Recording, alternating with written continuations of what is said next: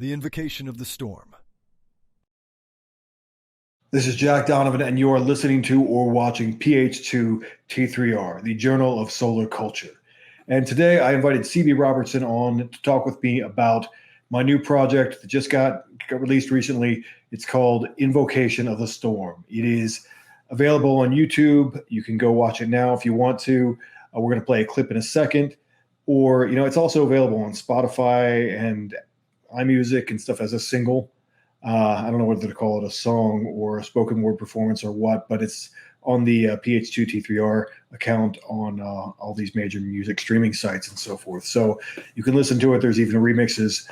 I'm going to explain a little bit, give you a little introduction to what it is, and then me and CB Robertson are going to dig into it a little bit. He has some interesting observations about it, and we can kind of back and forth and dig into the concepts behind it a little bit. So right now I'm going to play a clip for you to kind of introduce you to the piece itself if you haven't seen it yet. See how it burns! Fools! Now is your time to burn like the sun! Rise up while you live and become what you are! Drive back this darkness! Be my thunder! Be my fury! Be my storm! And the Father says, fools! All right, so Invocation of the Storm, what is this? Because I've been having trouble describing it, it doesn't really fit into any specific genre. But really what it is years ago I decided I wanted to do what I do in audiobooks when I'm reading an essay or reading an audiobook or something. And I wanted to bring that to life in the way that I see it, in my own mind's eye. So, and basically I'd written this as a speech for a ritual years ago. And it was actually a ritual that grew out of my personal record PR visualization for the gym. And what it is, and obviously it encapsulates everything that I cared about and care about, because that's what we use to get motivated for things, right? Here's everything good. Here's the conflict that I face. Here's how I become better. And so basically what Invocation of the Storm is a myth that is a syncretic myth, meaning that it's not from any one mythic system. It takes pieces and inspiration from a lot of different mythic systems and kind of distills them into a concise form. So in this short film, in which I play a scene, basically, I am the narrator, and the narrator talking about the Father, which represents all Sky Fathers, the Father archetype that I talk about in Fire in the Dark. And the Father rises with the sun. He's associated with the sun and solar energy, and comes over the mountains and lights up the world. And men can see clearly enough to separate object from object and thought from thought and deed from deed. And the men use this to bring order to their world. They need the light to bring order to their world. And, in the night, and this is why we do call the Order of Fire the Order of Fire. And we do a fire rituals because, men have been creating fires to replace the sun throughout human history. And so that's part of this as well. And so the Father, it's describing, what the Father sees, and men, reaching towards truth and beauty and excellence and everything that's good in the world. Children playing and people prospering and progress in the world. Not in progress in the big arc of history kind of sense, but progress in things are going well. Things are people are, human flourishing is happening. And then what happens is that, somewhere in the distance, something starts stirring, and we talk about the dragon, which the dragon is this, concept that I've talked about in an essay, which we will call the name of the dragon is negation. And I actually say that in the performance in Invocation of the Storm. The name of the dragon is negation. And you can read that essay in which I go into that a little bit deeper. But basically, the dragon is essentially nihilism, and the sense that whatever you do, does it really matter? And it's something that we all have to deal with ourselves, right? So it's this conflict that men have in the world because they see that everyone dies, and people get forgotten after a few generations. It's a story. Civilizations disappear. Like what difference does anything make? And really, our job while we're alive is to fight against that. Because otherwise, why are we even alive? We're here to do something. And so then it has the Father calling in the gods of the storm, which the storm, these are very much inspired by the Maruts from the Rig Veda, but the storm, really symbolizes, especially lightning, like something that strikes down from the heavens, the striker gods. And obviously I've talked about all this in Fire in the Dark. And if you haven't read that, I highly encourage it. I think it's one of my best works. So the Father calls in the gods of the storm, and he describes them. And he describes them as in the way that any warriors would want to be described: self-yoked, bold, and blameless, hammers of heaven. And so he calls them in and tells them what the dragon's going to say, which is what we're talking about, this nihilistic attitude. This nothing matters, and really that is what I call the voice of the void. Really, and you see that even in religions. I think Buddhism, in many cases, is the voice of the void. I think, what Nietzsche called deniers of the flesh is very much the voice of the void.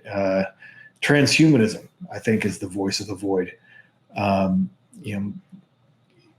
People who hate being in human bodies and hate human life, and so, he says, well, as long as you're here, even the sun will go supernova at some point and blow up or whatever.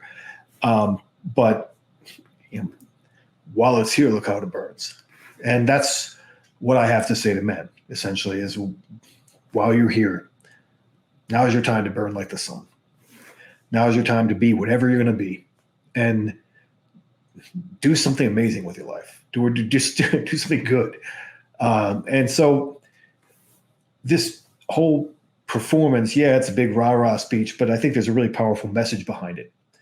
And so that's why I wanted to bring on C.B. Robertson to come and talk about it today and talk about some of the different ideas, because he always has really good insights, and kind of we play off each other pretty well, I think. So now that I've done that introduction there, I'm just going to turn it over to C.B. Robertson. We had kind of pre-funked, and he had something he wanted to start with. So over to you. I mean, you and I and other members of the order have been talking for, a while now about, idealism and what does this person mean by idealism versus that person by idealism. But for, it can get very, people can get very lost in like philosophical idealism, but it feels like what you really have been always talking about, and what I think a lot of people look for in idealism is not like a reality that's truer than the physical world, but aspirational ideals, artistic visions that make the physical world more awe-inspiring and impressive, and that can themselves change the physical world into something beautiful and awe-inspiring by the power of the image, by the vision it inspires in people. It's sort of the power of art in its highest form, and so it feels like there's this David Foster Wallace idea from back in the 90s or so that irony is killing our culture, and that the hipster self-consciousness, the unwillingness to look silly by maybe being too serious about something, inhibits that artistic impulse into something restrained and ironic and Bill Maher-esque. And art like this, and perhaps all great art prior to this, just blows past that in defiant and absolutely not even self-confident, because self-confident implies a focus on yourself. It's really focused on the vision beyond yourself. And I think one of the attractions of art like this, at least for me, and I'm sure for a lot of other guys too, is that it's so rare. You don't see this kind of direct expression of visions of the divine in that full-throated way. If I could jump from that to an artistic question, the speech mentions the color gold and sunshine and all this stuff, and it's filmed in black and white. Can you explain the artistic decision behind that? Because that was the first thing that jumped to my mind, and it makes it, the juxtaposition of the wording and the image is eye-catching. Yeah, it's a good question. Like, why is it in black and white? And one of the reasons was, I mean, I was inspired visually, and it's interesting because we talk about AI and so forth. I think AI tends to be really good for brainstorming. And I went through a whole patch where I was making AI images and using Akira Kurosawa films. Akira Kurosawa and like 1950s cinematography, black and white cinematography, as a prompt for mythic images. And I made a big batch of them, and I put some of them out in reels and so forth at some point. But I really liked that vibe. And then at the Order of Fire, we did Samurai Month and watched some of those. And I just really liked the idea of separating it out in that way and it feeling mythic because it was a little different. And, you know, like this is like, what movie is this from? Like, that would be the ultimate compliment to this thing, is that someone's like, what movie is that from? Because it has the subtitles and everything across the bottom. That was my vibe for it as I went into it. And that even when I talked to an editor about that, and they're like, why are you doing that? I'm like, no, that's the way I see it. I've seen it in my head that way since before I like rented the photographer, you know, before I rented the cinematographer and the space and all that stuff. I mean, that was the way I saw it. So that's why I just kind of stuck with that. And we even, I even put layers of diffusion over me through most of it, so that it looked a little bit more like film, because, you know, it was filmed in like 4K or above that. So really you could see every pore of my skin if you wanted to. In fact, I never trimmed my ear hair, and you can see that in some of these. But yeah, so I wanted to do that. And also, to be honest, I mean, you know, this isn't a studio budget film, and the technical ability of filming it on a green screen, then you're doing color matching to different backgrounds. And I just didn't know how technical that was going to be. I wasn't sure who was going to edit it at that point. I was like, that could be really expensive. And, you know, I would love to do something like that. I mean, and also I would love to film. I could have just filmed it outside. I mean, we have some of the best clouds in the world in Arizona. But you know, okay, so I have to go find a mountain to stand on or something. And then obviously then I have to have a film crew to do this. So that's another big thing. So this was something manageable that I could, I basically rented what they call like a psych wall or a psycho room, and a big green screen, you know, studio to film this in. And then I found this great photographer. He's Morgan Sides, and he was really into the project. And that's really important when you're working on something like this, is that, you know, I have to get someone who understands what I'm laying down. You know, I don't want to have some dude who's like kind of like some Hollywood hipster, whatever, who thinks everything I say is stupid, working on my great passion project. That can't be real. But so yeah, I talked to Morgan, and I think I found him because he does a lot of gun photography, and you know, like he works with a lot of like gun instructors and so forth. And so I figured he would get where I was going with this, and he did. And he was really cool to work with. We had a lot of fun filming it, and I ended up doing the editing myself, because I realized that I was too artistically invested not to. like I had to make every single choice, and then it's all my fault, if it's, like whatever, something doesn't work.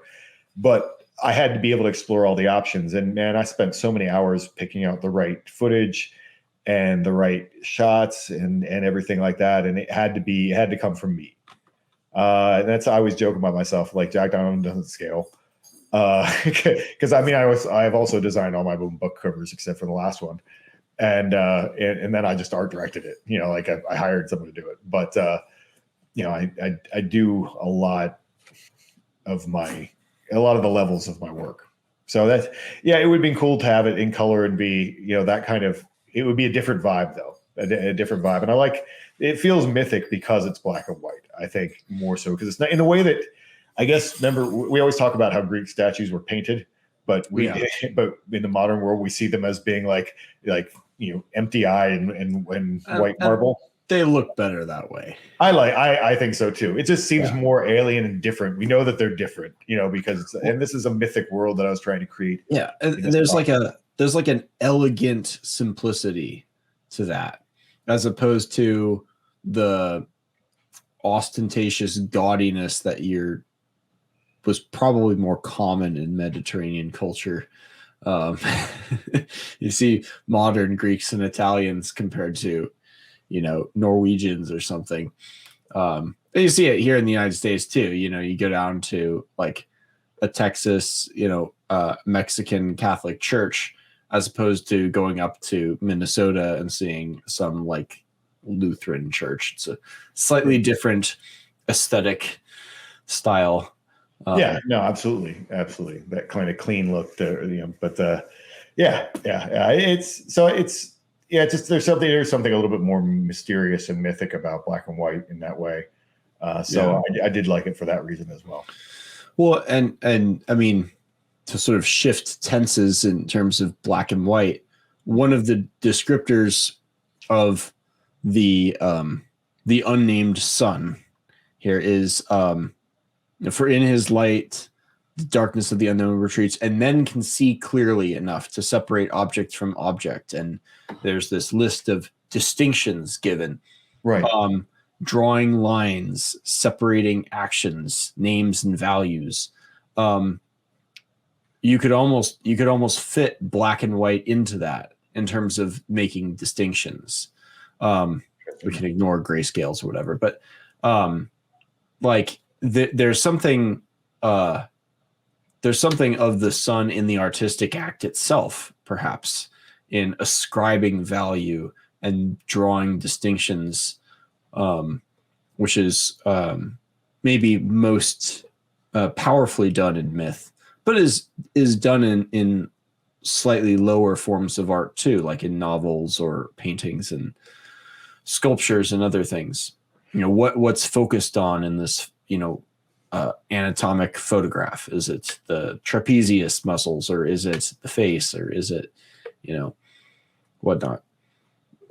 Yeah. And that brings also to a big point of what's packed into this Maximus speech. It's at one point, it's like, I always say there's only one speech that men actually want to hear.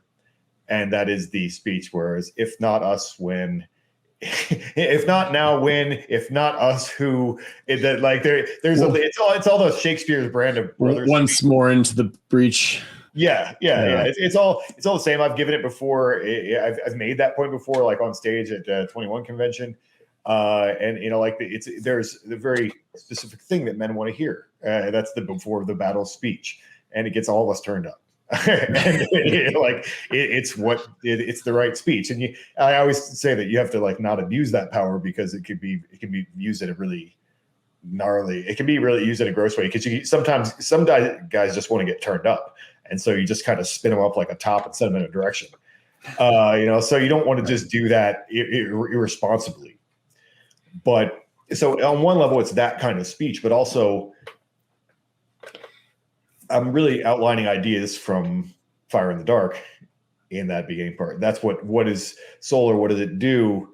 Well, what does the sun do? What does light and wisdom do? Well, it allows you to give names and makes values and draw lines and make distinctions between one thing and another.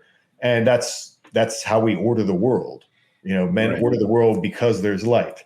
There's light there. I mean, you could make really distinction, like, outside arguments, but like, well, what about blind people? But other than that, that's the that's the exception of trying to make the rule. For most of us, that's how if we see things, okay, well, that's real. I can see it. I can touch it.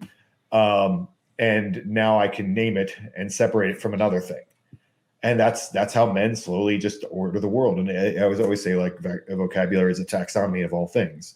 You just start classifying things and just get more and more specific as time goes on. And then language becomes really, really, really ornate because everything has become really specific. We were talking the other day just about, like, jargon. Like, then it becomes specific to an industry and a specific group of people. Yeah. And it becomes very, like, I'm sure if you talked electrician to me, I would have no idea what you're talking about. But it's specific for a reason, Yeah. But that jargon or the technical language can get really devious when it delegitimizes our sense data, when it delegitimizes what we can see with our own eyes. It can become, shall we say, nocturnal isn't exactly the right word, but shadowy. It can be very opaque, and like, oh, you're don't trust your lying eyes is the phrase that gets thrown around a lot. It's like you have to trust not just our data, but our particular analysis of the data, which you're not qualified to understand, and the clear light of the sun and the distinctions that we can all see are kind of denied or occluded. I don't know if that's exactly the same as the dragon of negation, but it has some dragon-like qualities, right, to that. And that's a good point. I'm glad that you brought that up because it kind of segs into what the other part of the level of meaning that's built into this. Because it's not just like, hey, we got to go feed the bad guys on the other team.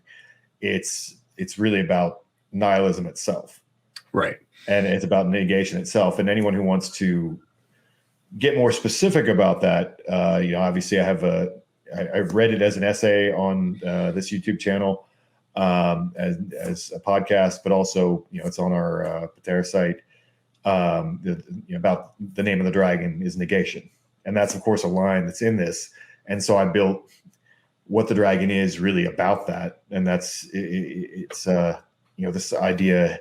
It's a problem that I think a lot of modern men are facing right now, especially, and really you could take it all the way back to like this dealing with the Nietzschean death of God, in terms of what is life about? Like it's a lot of religious people say, well, without God, there's nothing but nihilism, and there's no meaning to anything. And that's a common argument that's made, and people really believe that. And I think it's an annoying argument because the people who make that argument always argue out of both sides of their mouth. They'll say, if you don't believe in our God, then you must believe in nothing. But then in another conversation, they'll say, oh, you're making this thing into a god. You're making that thing into a god. You're making this thing into an idol. You're like, okay, which is it? No, are there other gods or are there not? Well, there are, but they're false gods. Oh, okay.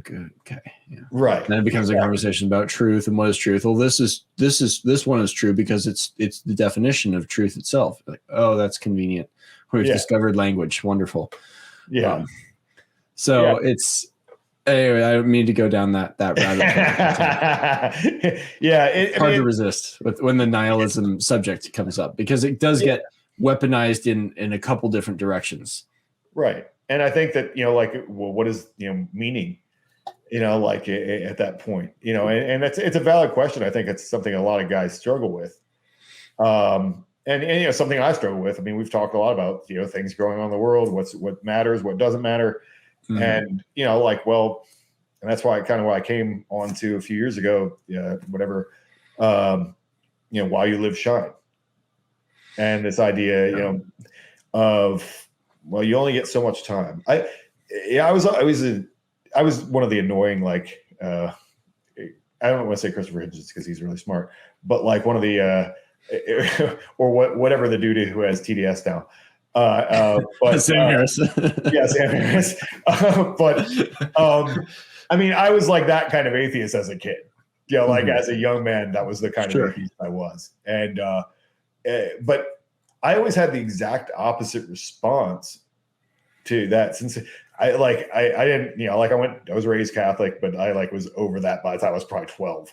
I was like, nope, that's some bullshit. That was like, to me, that was my first trust of science.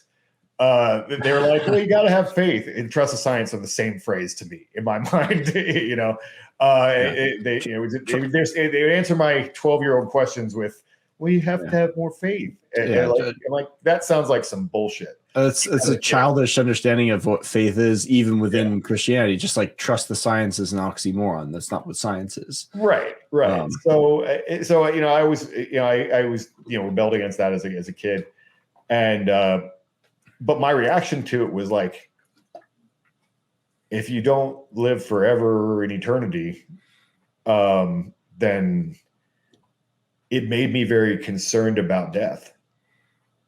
Like it made me like I have so much stuff to do. I'm going to die someday. I have so much stuff to do. It made me want to fill my life with life rather than maybe want to go do things and experience things. And so, I'm supposed to be a big deal. Yeah, as a kid, I thought I was going to be supposed to be a big deal of some kind. Like some people just have that kind of confidence, you know, or whatever thought of themselves. Maybe it's just because I was the first grandchild on both sides. I thought it was special, but it's you know, I really, you know, I felt like I had things to do in life, and it was important that I got them done rather than you know, it wasn't like, oh well, I'm not going to live forever, so I should just, you know, drink myself into oblivion or just you know, play video games or just waste my life. It was more like I only have so much time. It was much more of a memento mori kind of realization. And I've been like that since I was a kid. Now, I wouldn't describe myself as that kind of atheist now at this point in my life. Sure. But that was more, that's kind of been my motivating thing for my whole life. So really, this has been a message for me for a long time in terms of like, well, you know, now is your time to burn like the sun. You know, like well, this is what you are, you know. I spent some time in that world too. I ran a chapter of the Secular Student Alliance when I was at college. I also attended Muslim Student Association meetings for a few months, so I got around. But no, there are some good sentiments from that community. It isn't all mindless, you know, Horacean utilitarianism. It's like Dawkins had that famous speech, you know, we are all going to die, and that makes us the lucky ones. And he went through the biology of all the possible genetic combinations, the possible human beings that could be, but would never be. And we're among the few organisms that get a few decades to do things, to explore things, to come to understand the universe, and how amazing of an opportunity is that, with the ability to appreciate some of those things and to understand. It almost felt crass to include a song lyric in an essay, but it was too good not to. There's a Tool lyric where he sings, "Repugnant is the creature who would squander the ability to lift an eye to heaven, conscious of his precious time here." And the first time I heard that, I was like, what more is there to be said about that? You know, how else could one phrase that better? You know, you have these abilities. You have the capacity to become strong, to appreciate your world, to do things. What a waste if you don't. What a lost opportunity. And it's something I think Christians can get on board with too. They just have this additional idea of, you have the ability to have a relationship with your creator. Why would you not want to take advantage of that? But you can subtract that and you still have all the other wonderful virtues you can develop. And that's one of the other things I liked about this speech. What was the line? He says, the sons of day dream and reach towards virtue, like sprouting trees stretching upward towards truth and beauty and excellence. And the word you use is arete, which is used in the Iliad to describe, you know, excellence and men who are on their rampage, their moment of glory. It's their aristeia. But they're stretching upwards towards the sun, and at the peak of the aristeia, many of the heroes are described as daimoni isos, which is like a superhuman force, almost like a god. And as they stretch higher, they approach the sun in this way. And I especially like the sprouting trees metaphor, not just because they're reaching up, but Gregnage describes how the kleos amtheton, which is the phrase to describe the immortal glory of the heroes who die on the battlefield, it's not quite undying, it's unwilting glory. And it's a plant metaphor. It's plants that don't wilt, that grow forever. And I forget which plant specifically it was, but the opposite of virtue, the opposite of decay, straightforwardness, is hubris, which was also a plant metaphor. It described wild growth. And there's an amusing passage in the ancient Greek hero where he talks about like old gardening texts from like the 5th century BC or whatever, where pruners are like punishing the plants for their hubris. But it's like that's not really the connotation, but that's literally what they're describing. They're trimming them to be nice and straight, but they're like punishing their immorality by trimming them into shape. And so the like trees sprouting upward towards the sun in pursuit of truth, beauty, excellence, and all of the solar qualities, or the qualities that the sun illuminates, is it sounds like just a vertical metaphor, but it's a very deep and very old metaphor that goes back to a variety of different, especially but not exclusively, Homeric phrases and ideas. Yeah, and just generally in that part of it, I really feel like I laid out, I think, a vision that a lot of men can agree with of what is good. What is good? Okay, the Father's in the sky over the thing. Men are trying to be. They build fires. They're children playing, and there's peace in the world, and they're trying to be the best versions of themselves. They're trying to find truth and beauty and excellence, and this is the world when it's good. Like this is like I tried to lay all that out, and I think that's something that a lot of people can get on board with. There's not a lot to disagree with there, except for unless you're one of those people who is like excellence is oppressive.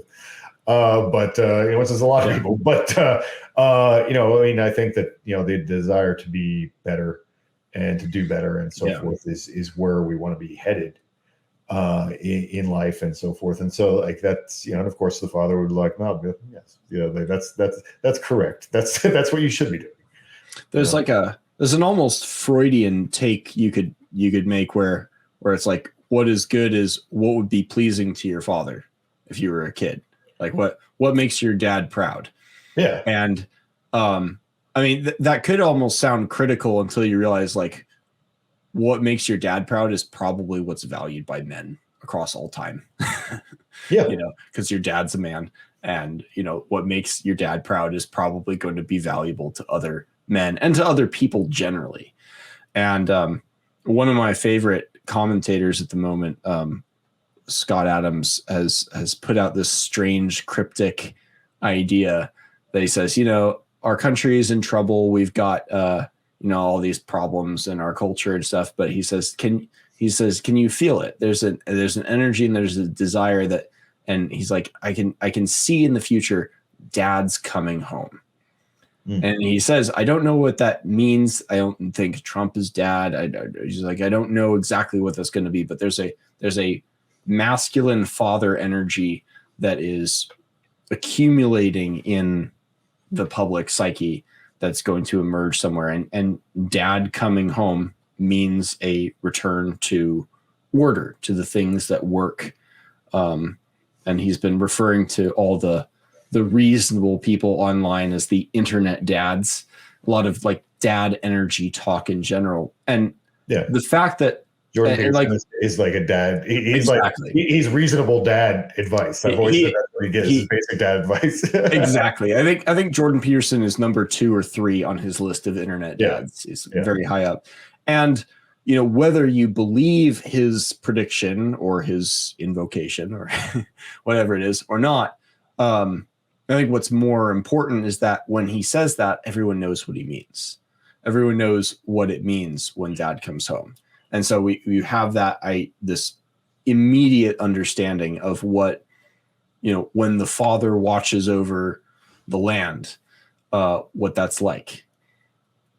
Yeah, and I think that I've said before, and we haven't really explained it this much in this podcast. You're kind of assuming that the viewer has read Fire in the Dark or knows what I'm talking about with masculine archetypes, but I mean that's generally how I explain. The father archetype is you look up to your father first. It's like the first man that you look up to, unless you didn't have one, but like there's a father figure. You're like, what is a man? What am I going to grow up to? If you're a young boy, it's like, what is a man? And what is that? And I guess I should be more like that. And then at a certain point, you realize that your father you can't be your father because he's himself. But there's a thing beyond him that is man and father. And that's something above and beyond, which would naturally be in the sky. That's why all these religions have sky fathers. Like they're the father above the father.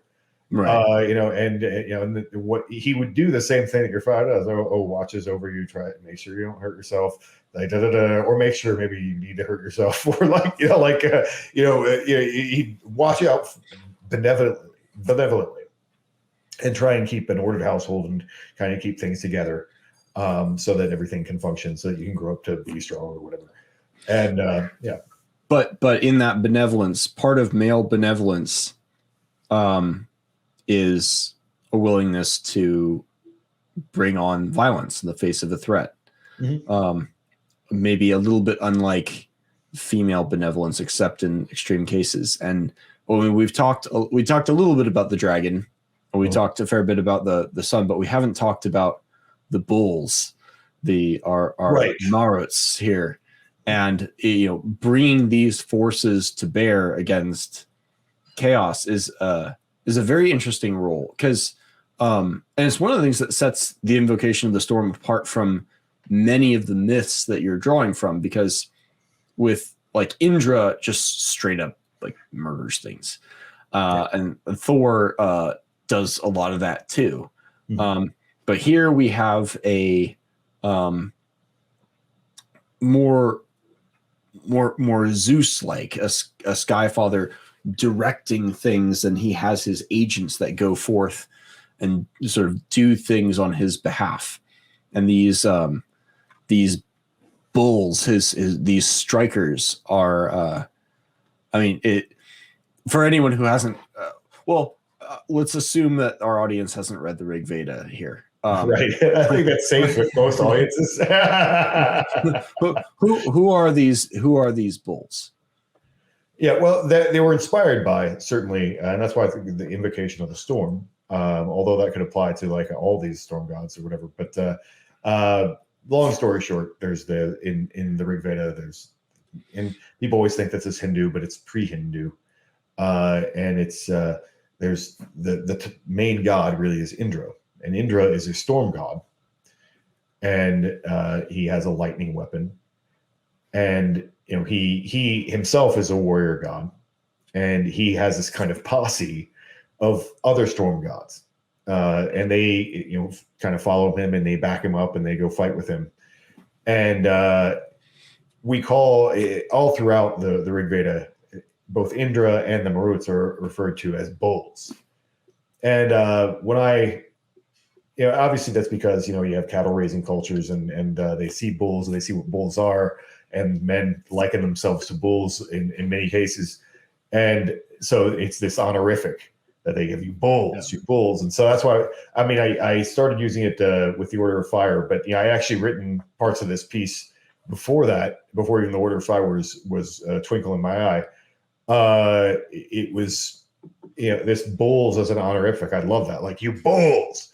And I thought it was the most high test way to call out a bunch of guys. And so, yeah, he's calling these storm gods in. And yeah, in some of the myths, depending on the frame, like you'll have the main god is the one who does the fighting too. I like to see it in the bigger picture of how things I think actually work in male hierarchies, is that you have, yes, a striker who's an ascended striker who becomes king. And then he sometimes goes out. I mean, I was talking to a guy today who was making the point that Alexander the Great always he was a spear that led his own armies into battle. So yeah, I guess he was more of an Indra, and the rest of the guys were his Marots. But it's generally speaking, the way most human societies have worked is that there's a king who decides when we go to war and makes the rules and whatever. And maybe he's out there too.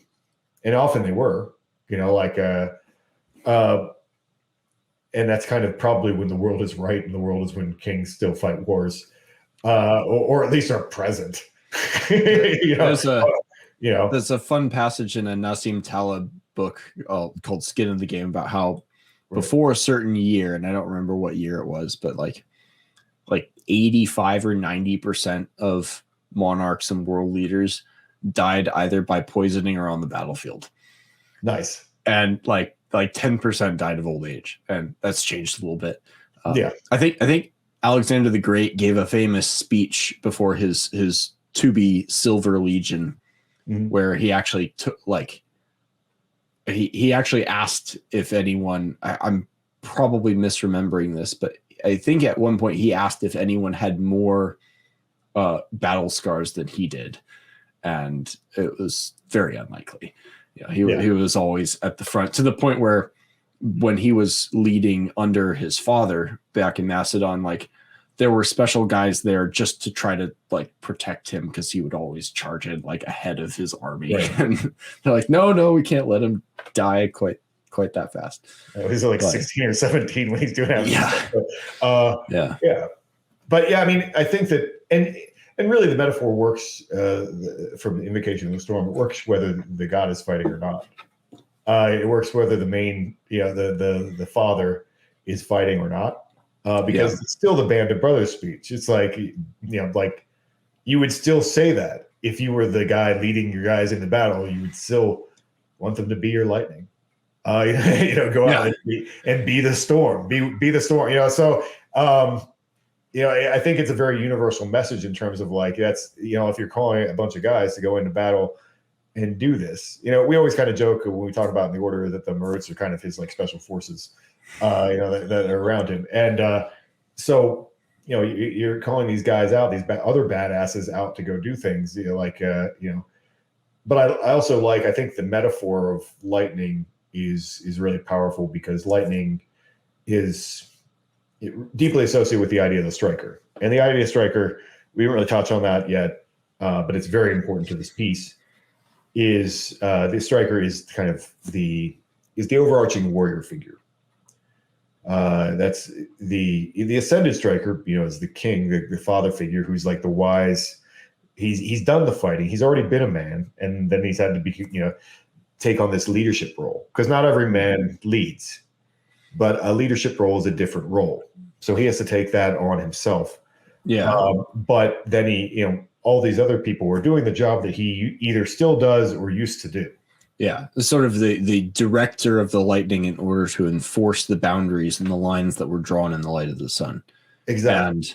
And without some, competent ordering principle, some competent father and a wise and benevolent father, as you were saying before, men can get turned up and riled up to go do all kinds of destructive things out anywhere. Yeah. Well, and that sort of goes to, if I could jump around a little bit, the conclusion of this video is, kind of a call to action. The time of heroes is not over, and hero itself has a number of interesting meanings, because in the sort of post-Homeric world, it's heroism is tied up with immortality and song and with, you know, a romantic death while you're still young and you're this idealized bridegroom, and there's all this stuff going on. But it's very Mishima. Yeah. Yeah. But before that, Yeah. before Homer, back in steppe culture, where this new old myth sort of seems to be set, Right. a hero was just a protector. A hero was meant, I think it literally translates as protector. Yeah. And a lot of these other connotations of these other things came afterwards. It was a role not unlike a striker in some ways. I think some people have translated as champion in the way that like a berserker or knight would have been. Yeah, and I like that as well. I think I use that in Fire in the Dark. I use a champion of order is actually what I use to describe what a striker is. Right. It's like someone has to defend that order that we've created. Yeah, in the way in the context of like the way of men, if you have a perimeter, someone has to go out and be the tip of the spear who goes and actually like keeps all the bad things out, or sometimes goes out and expands the territory, because that's part of the deal as well. And I think that that's and the symbolism I really like for Striker and Lightning is, you know, if we're picturing the Father in the sky, well, lightning is fire that comes from the sky. You know, like lightning is literally like it strikes the earth from the sky. It's clearly like an age, you know, as an ancient man. Now, okay, it's, you know, comes from, you know, storms and stuff. But you know, as an ancient man, that is fire that comes from heaven. You know, like that it comes down and sets things on fire and strikes them, whatever it's. Oh God. I almost said lightning is God's direct energy weapon. Too soon. Some guys just creeped in right there. It's like God's direct energy weapon. Yeah. It's God's hammer on the on the things that climb up too high and challenge the existing order. I mean, it's the first word of the Iliad is menes. It's the divine sanction and the wrath against violations of the divine order and the correct hierarchy. And it implies a kind of inevitability that people who try to eliminate hierarchy, which is actually a thing some people want, there are consequences to that. You know? And those consequences aren't even limited to the people who violated it. But sadly, no. Yeah, because that would be tidy, wouldn't it? That would be nice. Yeah. But that's not how. But it's I mean, not only is that just descriptively true in the sense of like, oh, if someone breaks the dam, then the guy who breaks the dam is not the only one who gets flooded out. Like, it's just descriptively true, but it also gives an incentive to be that lightning, to be that enforcer of the order, and to be a hero, not who gets turned up to go raid a 7-Eleven for fun because you and your buddies got too high and hyped up on, you know, on war talk or whatever. But like, but because we're not advocating that you bring up the 7-Eleven. Well, the exact opposite, because you know the order and the lines and the clear hierarchy, the life under the sun, is the good thing, is the thing to be defended. Right. And the enemy, the dragon, is in fact the thing that wants to corrode and destroy that. Exactly. And like, I'm a weirdo. For me, my like hype up like moto speech is like one of James Lindsay's like 2-hour lectures. Like, you're like, I could go like destroy communists intellectually too. It's like it's a little different vibe than for most people, because my brain's weird. But it's like, he's a striker of a kind, and then there are strikers who have, you know, rifles that gun down you know, coyotes and terrorists or whatever. You know, there's different kinds of enforcement in that order, but in all, like, with the framework itself and the visualization of the sun against the serpent gives you like just visually an idea of, okay, this is how I can have an enemy to fight. I don't agree with everything he says, but one of my favorite old school YouTubers, he's not on YouTube anymore because the dragon has worked its way in a lot of places, is Stefan Molyneux. Right. Had this speech where he was asked, asked him, given how profitable it can be to be evil, what is the elevator pitch for being good? And his off the cuff response was, well, it's because of love and hatred. Do you want to experience true love, and do you love the thrill of combat? And he did this speech about how, like, we humans are predator species, very tricky predators, and we like to fight. We like combat sports. We like to watch and we like to do it. And we also love to be appreciated by other people that we admire and look up to. And so, you know, if you want to experience those two things, you have to be good. You have to stand for something and take risks. And then you will get that appreciation, and you'll get the thrill of engagement. And that's the case for taking the sun side. The dragon side is a little bit more, under the table, I guess. Yeah. Well, I mean, and that's why it's always a really powerful, it's to the point where it's in the Mexican flag, but it's also all throughout imagery, all throughout everywhere in the world, is the eagle and the snake. Yes. The eagle generally represents the solar side of things, and eagles actually do zoom in down like strikers and snatch up snakes, and every once in a while we see one fighting, but like that's that's what they actually do that. And the imagery of that is so powerful. Now, are snakes themselves as creatures bad in a moral way? Well, probably not. They just exist in the world. But what they symbolize is subterfuge, and they hide in the shadows. I mean, at least in theory. I mean, actually, when you see a rattlesnake, it's usually because it's out in the sun sunning itself. But they're close to the ground, and we associate the ground for obvious reasons with death. Death and the earth, returning to the earth, and on all those things. We've always chosen as a representation of dragons and worms and snakes. In all these mythologies are mythological representations of death, really, and death as being nothingness, really, like it coming to kind of snatch you away from the world of order and beauty and so forth. And so, that's always represented that. And the eagle obviously is this kind of majestic creature in the sky who's, terrifying. I mean, they can carry off babies, and like deer and stuff. You see like crazy videos of stuff, what eagles can do, these big, like golden eagles, the harpy eagles. Monkeys and whatever. They can, they're terrifying. But at the same time, they're also, we associate them with the sky.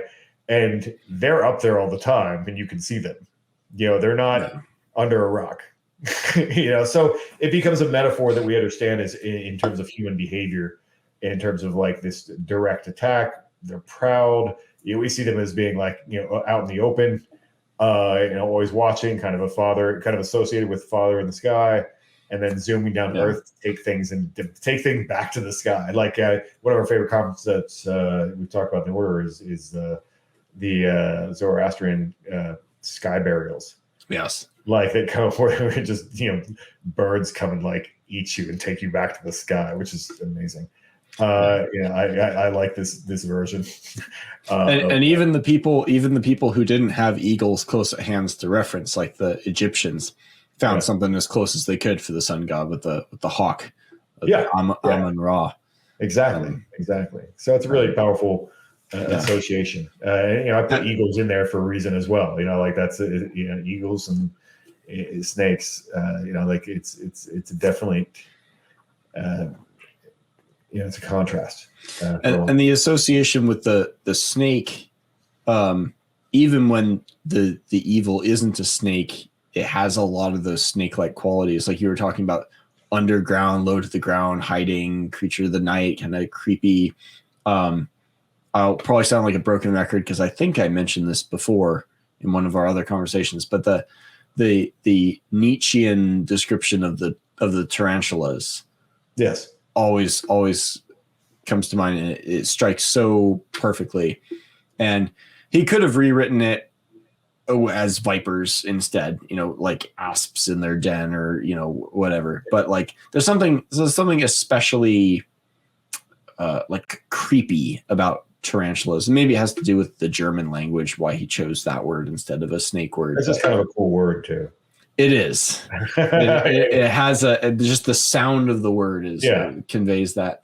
But I mean, the description of the tarantulas he gives of creatures of secret vengeance and hidden, hidden violence, essentially, is exactly the dragon. Is exactly the negation, and his rejection of the poison of revenge is the rejection of the negation that follows from revenge. And that's not just his like psychological opinion, that comes from his deep reading of, especially Greek mythology and stories, where the blood feud is the big problem. Revenge destroys everything. Right. So. Yeah.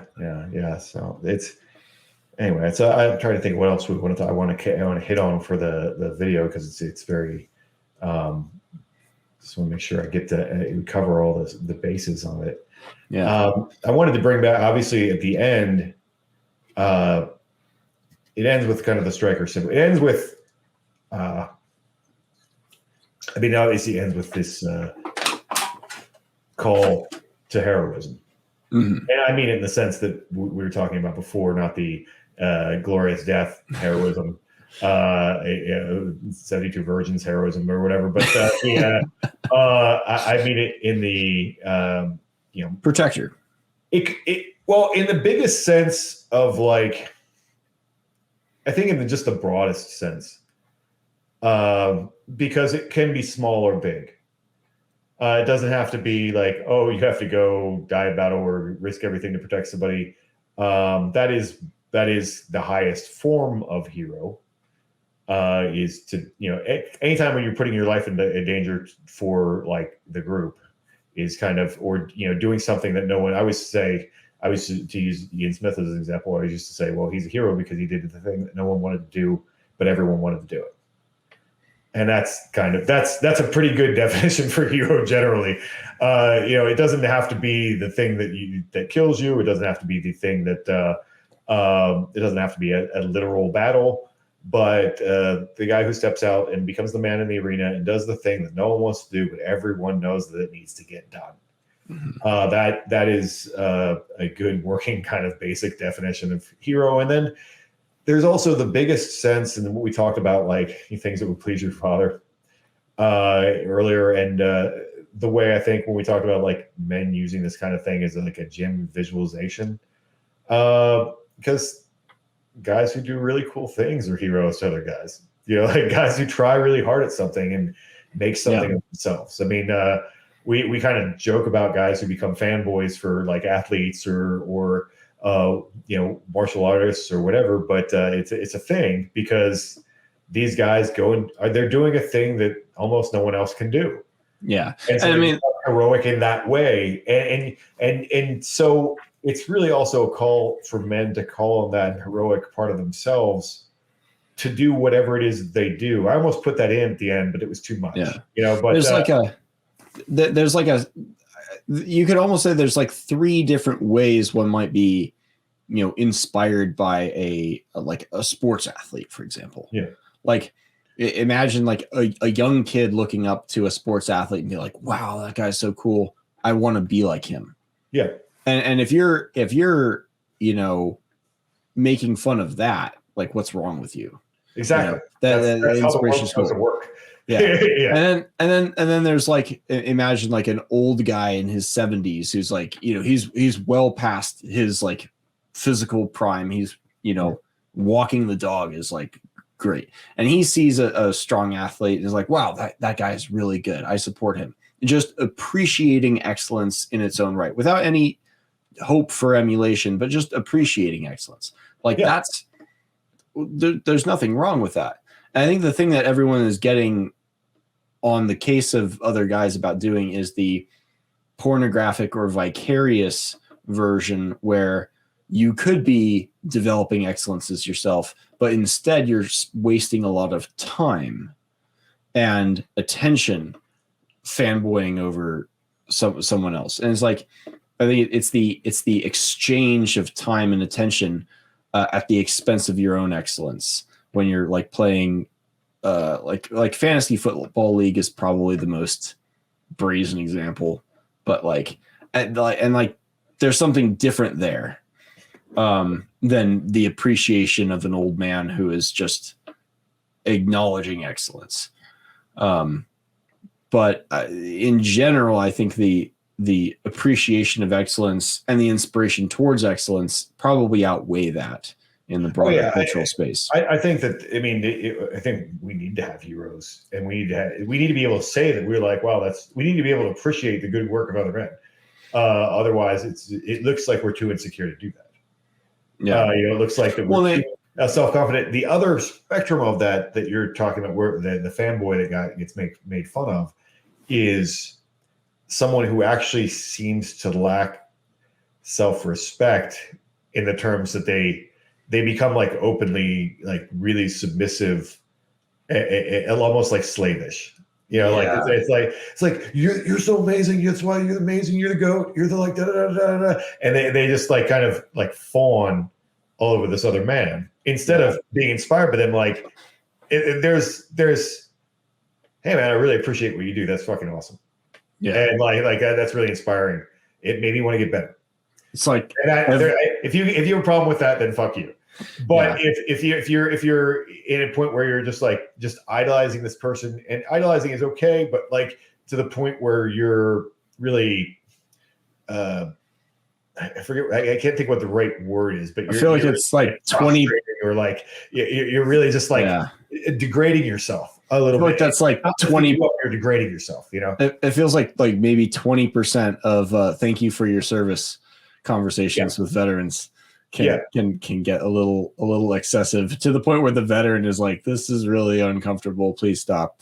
Exactly. A lot of guys don't like that anymore because it's like it's too over applied, and like, wait, you don't know what I did, because there's a guy who worked, like he just did paperwork in the Army for like X amount of years, and then there's guys who like really saw some stuff, and so like it's just it becomes kind of over applied and kind of cheap, I think, and that's the way they feel that and respond to it in that way. But But I think that we do need men to be heroes, and so like that, what I'm saying, to go out and be heroes, I'm not necessarily saying what kind, because I wanted to be like, hey, I hope that guys use this as their PR gym song. I don't care if you're being a hero by squatting like 315 for the first time or whatever. You're doing something. You're still trying to be excellent. Yeah, and hero worship is like the thing I think that this gets at, because it feels like the spirituality of the 20th century, the whole 20th century Western spirituality centered around the rejection of hero worship. In all forms, the deconstruction, and anyone you might look up to, from George Washington to Michael Jackson and everywhere in between, gets deconstructed. Oh, he owned slaves. Oh, he had some weird relations with certain people, and like, what can we do to pick and tear by in a death by 1,000 cuts every possible hero, and destroy the possibility of idolization of any kind, and with that comes the descent of the son, the descent of dad, so to speak. And but I think after a certain amount of time without any sunlight, without any heroes to orient us, because like personally, when I can say, I look up to Christopher Hitchens, I look up to James Lindsay, I look up to you, I look up to X, Y, and Z, to Homer, to Greg Naj, to like these people. What do I do next is a very clear question. I know exactly what to do next. It's very orienting. Yeah. And without any heroes, without any, people you can idolize, I think is an appropriate word, but in a positive connotation, you become disoriented. And the myth here, the return of the bulls to defend the order, it heralds the return of the sun and a return to order and a return to an understanding of what is good and what we can do in a way that once you grasp the relationship of all these things, you can feel the connection and you can feel, oh yes, all this confusion and this like anxiety of, oh, can I support this person? I don't know what's going to happen in the future.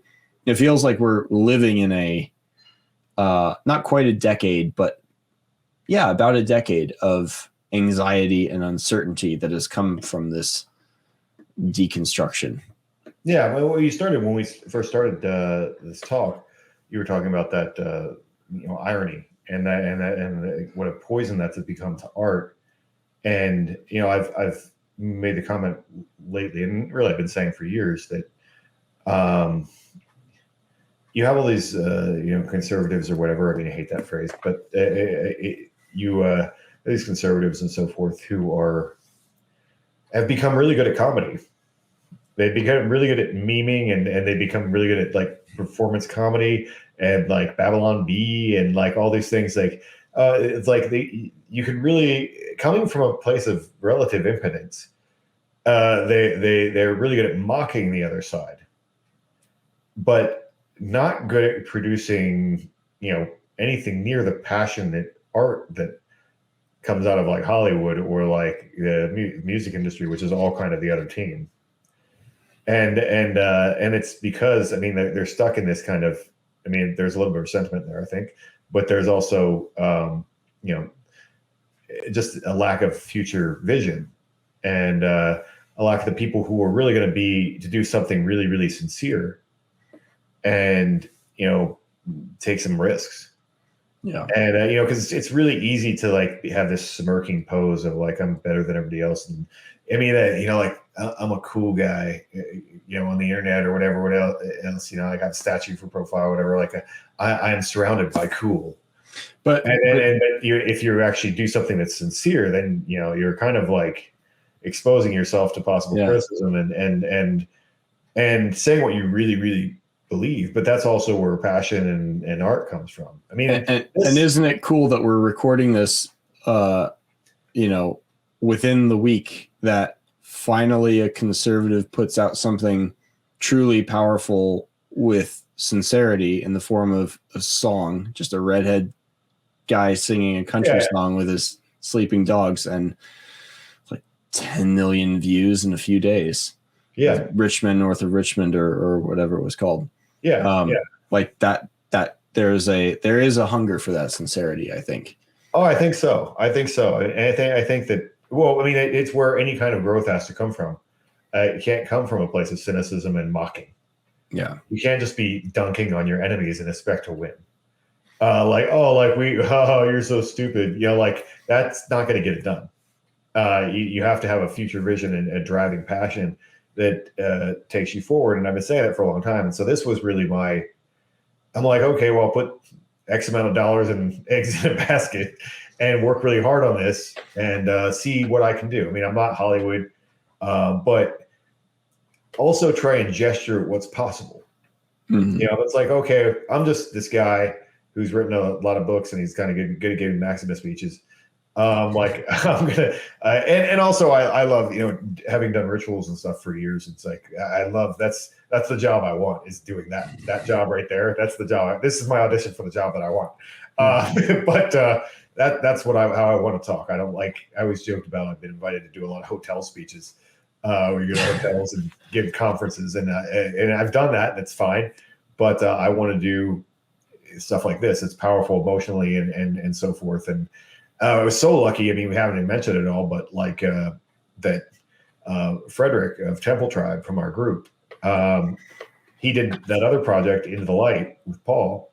And once I heard that, I was like, I think he could do this. Like, I had this thing in my head and I didn't know who I was going to hire somebody or try to figure out who I could get to do it. Then I was like, I think he can do this. And then I talked to him about it. And he was like, definitely, he wanted to do it. And man, he knocked it out of the park. Like, I was blown away. You know, this is exactly what it needed to be. It wasn't like this is going to be good enough.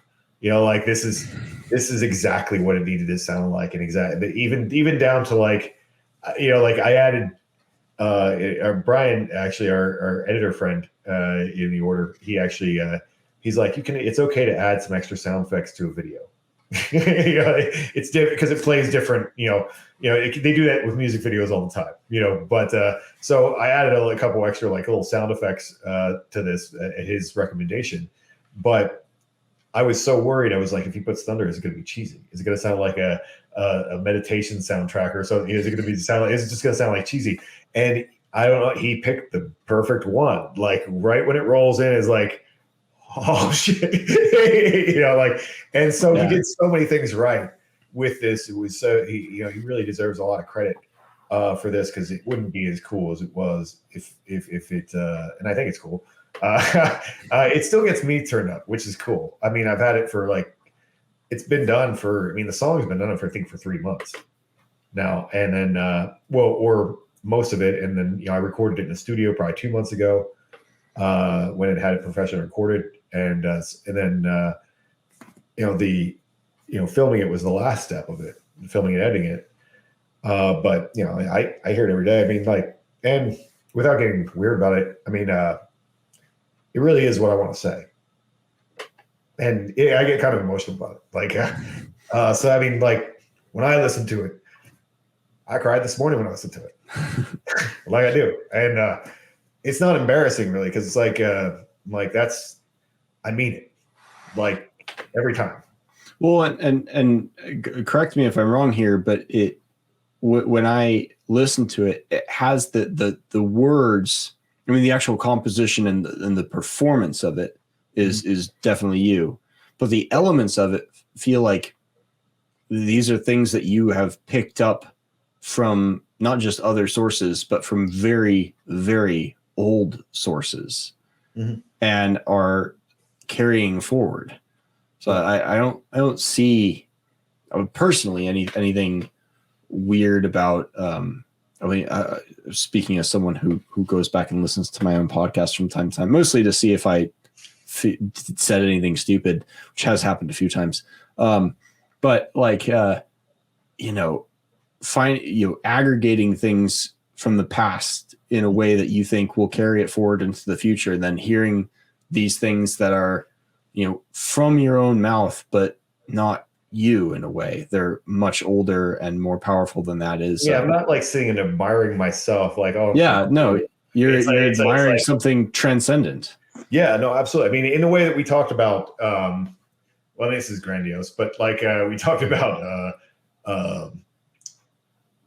things from the Iliad or whatever, like people kind of falling into these patterns. They're like speaking the words. I forget which podcast that was in, but you were saying something like that, like where you're really just filling the role of the thing. Like, this is the poetic form, and you're filling the poetic form. That's a lot of what we're doing. I mean, that's what a lot of this is. I mean, I'm like, I was careful in the making of this not to make it look like I was trying to make myself seem like a god. I'm the narrator. I'm telling a story. I'm like, and the father said, I'm not the father. Like I wanted to make that as clear as possible. Like, I'm not trying to set myself up as that. I mean, I would love, it'd be cool to play Zeus in a movie, but like, it's not, like, that's not what I'm doing here.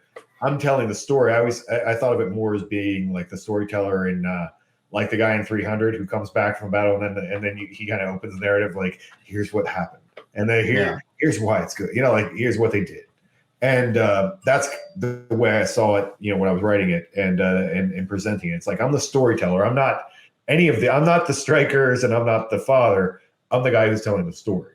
But I'm kind of carrying it through me. You're not the the God form of the father or the God form of the striker, but Right. the idea of these, ideals of these gods is to give form to an ideal that we can pursue, and it literally does change your body over time. And the cool thing about the archetypes is that the longer you believe them sincerely, the more you become them. And you can notice it. You can see it in you and the other bulls. I see it in myself. I've been told by my wife and others, like it's a visual change, and it's one of the powerful things about art that is well executed and well presented in this way, is that it has this kind of this almost a compulsion to excellence and to the beauty conveyed within.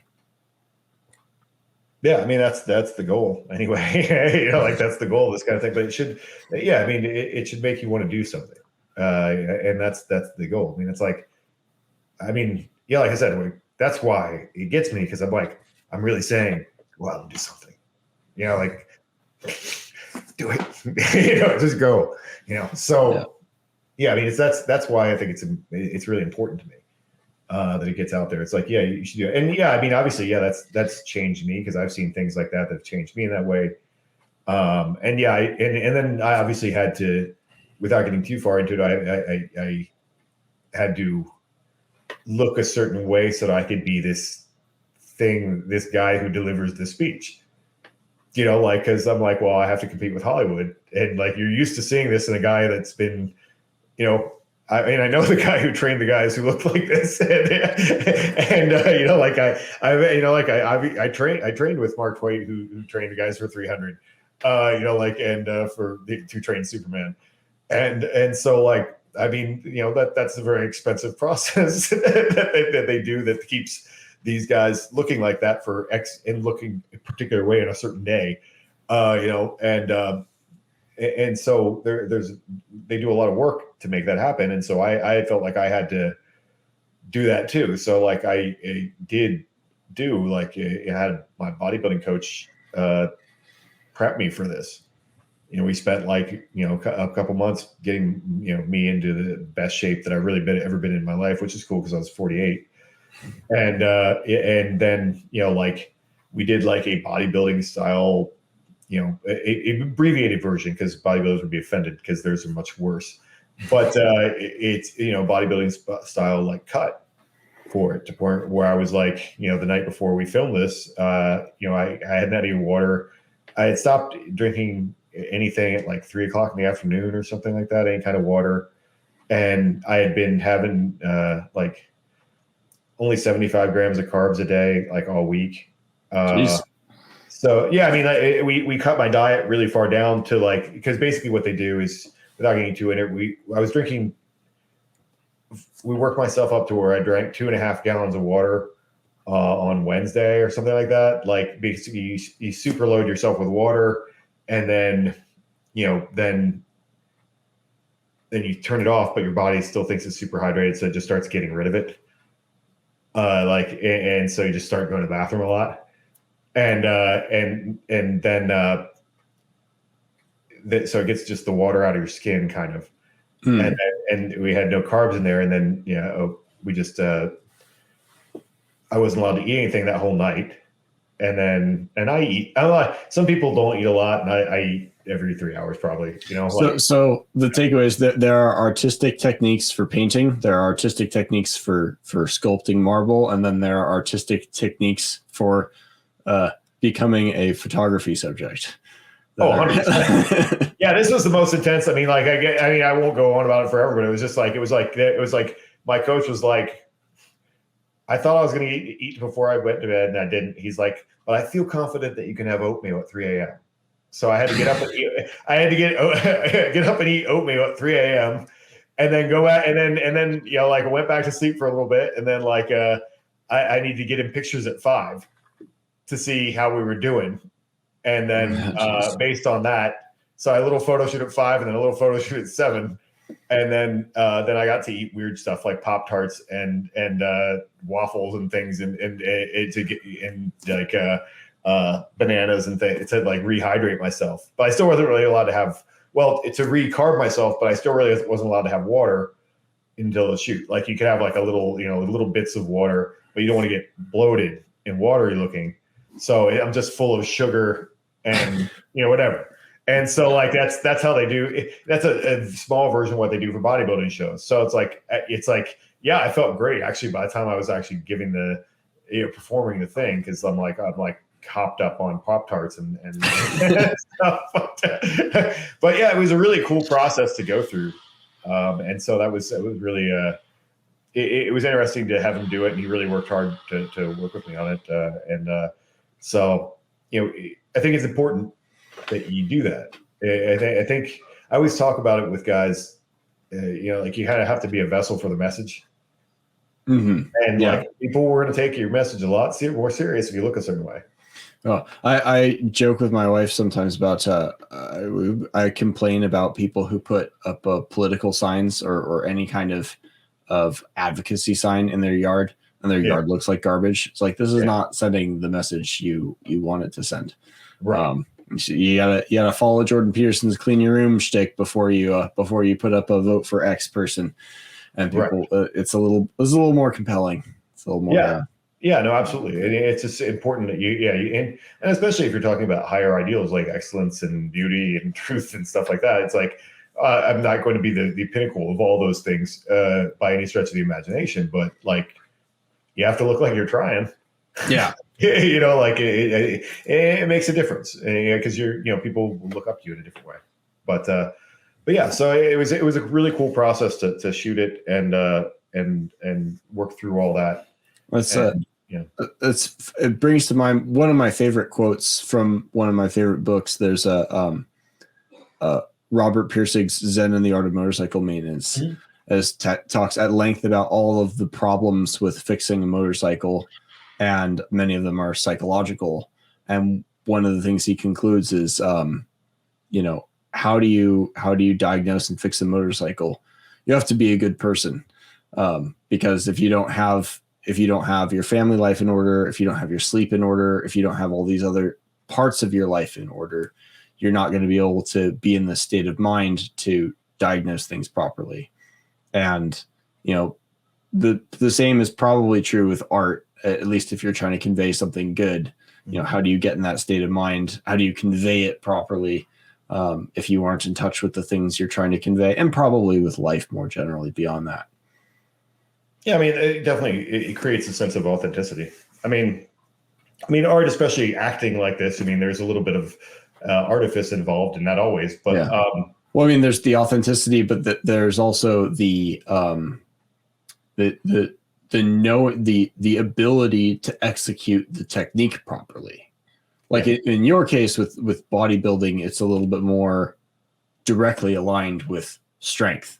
But even with other artistic techniques in sculpting or in music, there is proper technique, there is virtue, there's excellence in the performance of the task required to create the impression. And you can't do that if you're not taking care of yourself, if you're not in the habit of pursuing excellence. Right. Also, if you're not just, obviously you're kind of a mess. A lot of rock musicians get away with it for a long time, of just being a mess. But then I got a lot of people saying about that too. So like, I guess it's the same thing, for what this is, I think, you want to try and put your best face forward and I talk about that a lot too. It's like I get kind of triggered when people want everything to be real. Oh yeah. And I'm like, I went off about that the other day. Like I always say, a reality is a gas station toilet. Like because they're there and they're real. That's real. But what we talk about, especially idealism, is really, what's the best that you can do? And the best that you can do, look at like a bodybuilder and say, very similar to what I did. They only look like that for like a few hours. Right. You know, like that's the best that they can do. Same thing. Power lifters only lift that much weight for like a few hours. Yeah. And with a one time or whatever. You know, like there's there you can be at a steady place that's good, but also like, you know, like anything approaching perfection or greatness comes in like moments. Yeah. You know, for people. There's like, what can you actually achieve? But there's also like, what's your orienting, you know, North Star? Right. And no one's ever going to reach the North Star. Right. Exactly. But you can at least use it to orient. And there's a huge difference between, you know, aspiring for you know, very, very nice high class city restrooms and ending up with, you know, because problems and infrastructure and budget constraints, winding up with gas station toilets. It's like, okay, at least people have a place to go to the bathroom. Right. Versus well, reality is gas station toilets, so let's aspire for gas station toilets. Right. Exactly. Like I don't want to aspire for gas stations. And that's the recipe for winding up in San Francisco or worse, you know. Yeah. That's very nihilistic. Like that's the best, you know, reality is the crappiest thing rather than, literally in this case, it's the crappiest thing rather than the best thing. Yeah. And aspiring for mediocrity and for aspiring for reality as it is a recipe for just entropy. Yeah. Like, you know, how could we do better is really always what you should be looking at. Like, what can we do that's better? And you know, like, what's wrong? What are the problems? How are you going to fix them and make them better? I mean, I think that's, you know, really what idealism is. And that, you know, like what is this ideal world? You know, and this ideal world, I look like that all the time. I'm actually trying to keep close to that for a while, but in an ideal world, I look like that all the time because that's the ideal magical version of me. But you know, and that's, you know, what you want to have.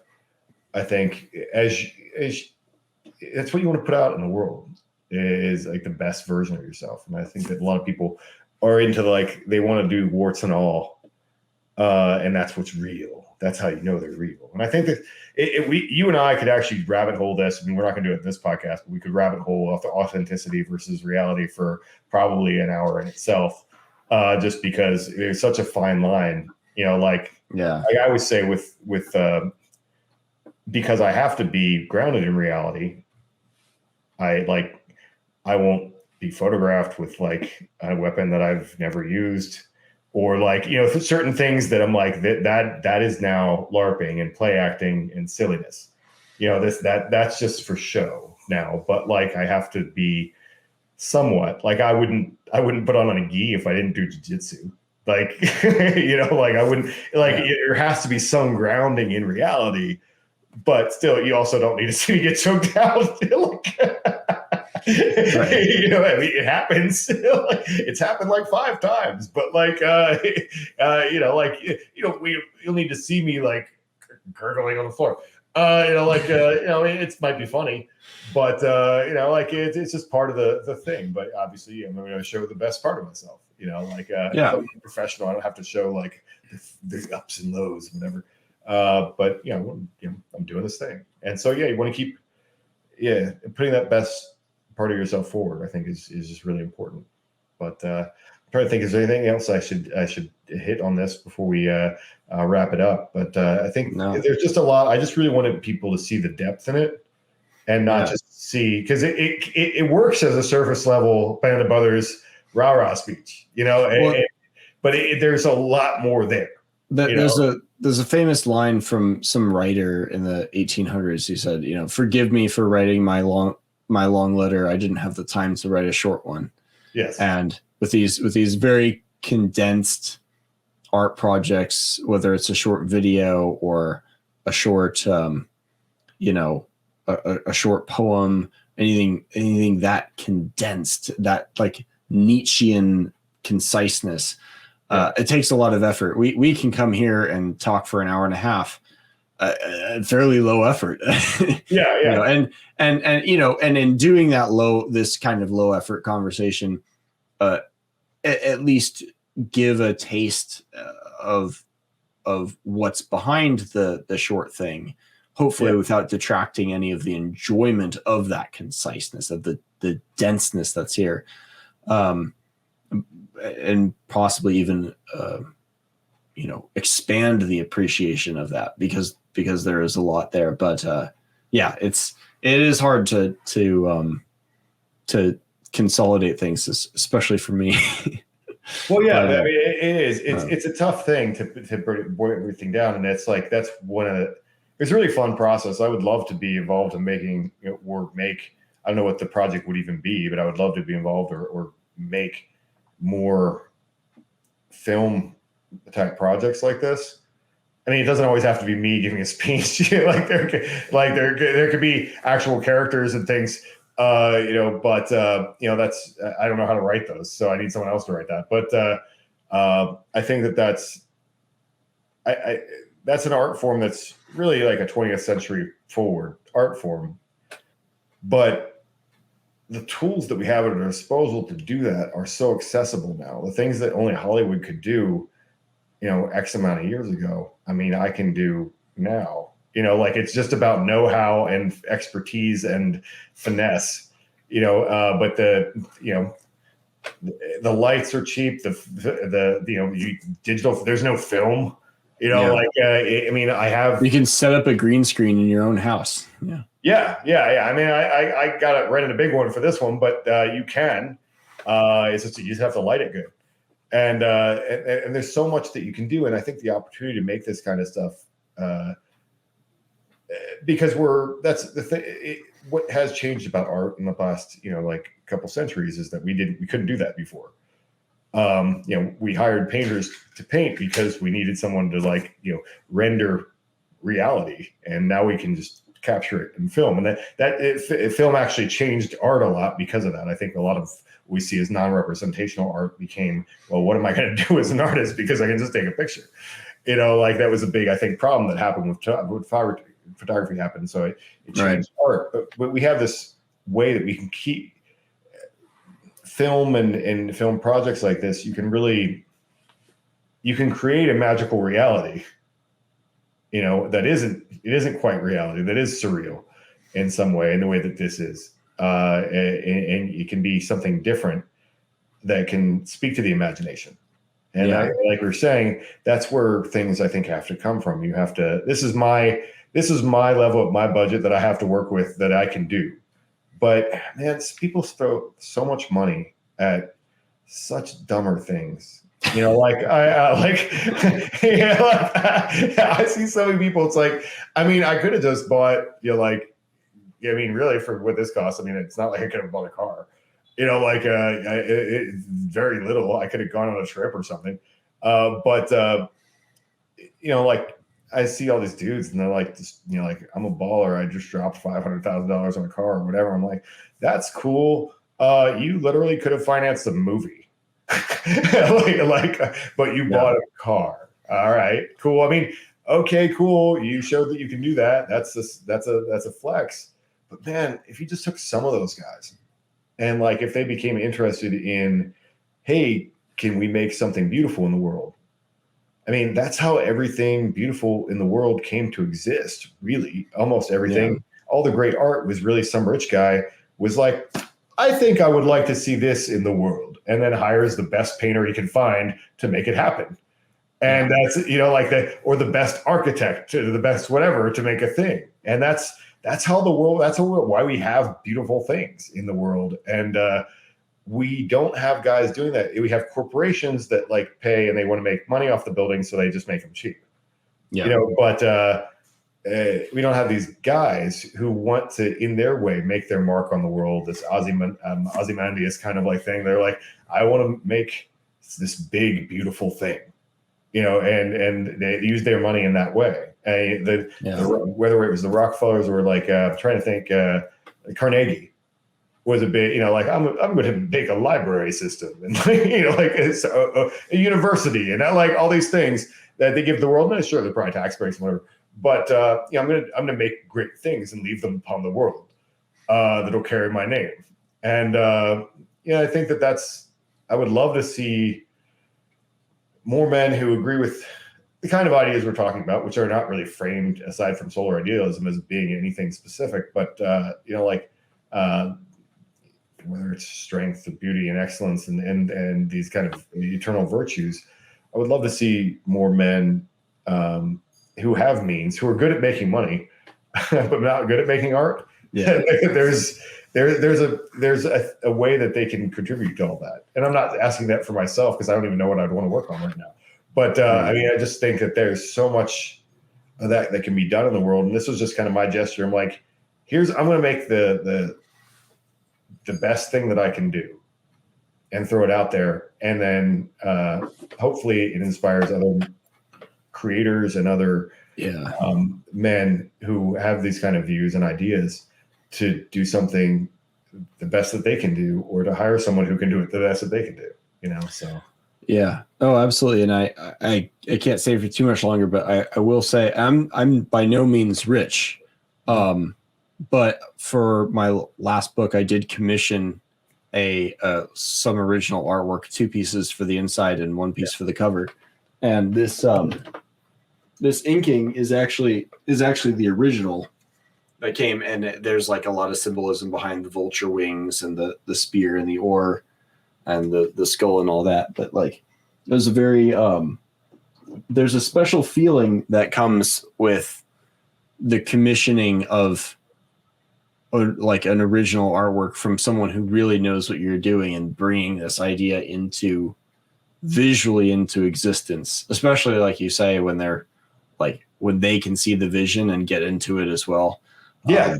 In the depictions of Achilles and Odysseus in the underworld, which is freaking awesome. It's such a great artwork. And you, like you were describing with putting these transcendent ancient ideas out into the world in your own words, you feel like a conduit for something greater.